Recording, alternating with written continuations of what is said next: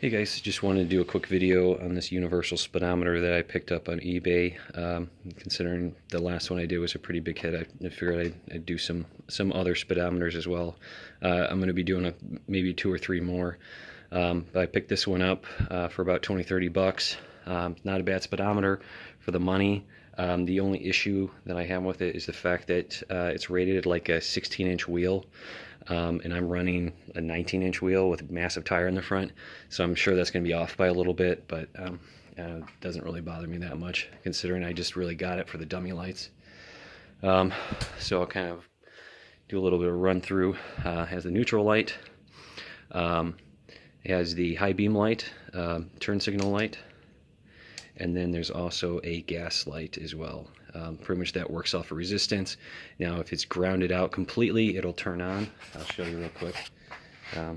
The yellow wire right to neutral, and the light comes on. Or excuse me, right to ground, and the light comes on. So I'm going to go over the wiring diagram for this one. Pretty basic and simple. I thought it was pretty straightforward compared to the other ones that I've bought in the past. Black is your power, your positive. Green and black is going to be the negative, so there's going to be negative side, or you're going to ground it to the frame. Green and red, that is going to be your neutral switch slash neutral light. That pretty much how it works is when it goes to ground, the light will come on. Then we're going to move down to blue, which is the high beam light. Light blue is the right turn signal, and orange is the left turn signal, and then yellow is going to be for the fuel light. I figured I'd give you guys a little diagram to kind of let you guys know what goes to what, considering most of these Chinese speedometers don't really come with diagrams or write-ups or anything like that.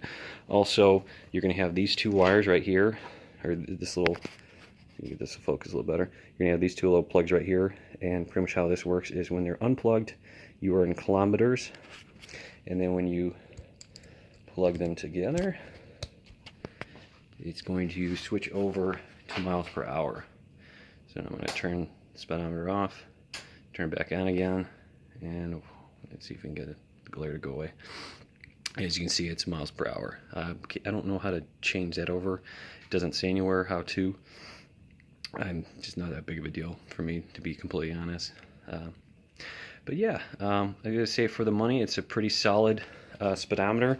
Also, I don't know if you mentioned, but this one is a mechanical speed sensor. So, you know, if you got an older bike like me, mine's a 77 XS650, you know, it has the old mechanical cable, which is nice because I don't have to sit there with magnets or try to set it up. But yeah, pretty solid speedometer for the money. I'm going to be doing some other tests with it later to see how accurate it is. I know it's not going to be very accurate, considering I have a 19-inch wheel in the front, and it says it's rated for a 16-inch wheel. So it's good for like a scooter or you know, a sport bike or something with a 16-inch wheel. But we'll see how close it is, though. All right. Hope you enjoyed the video.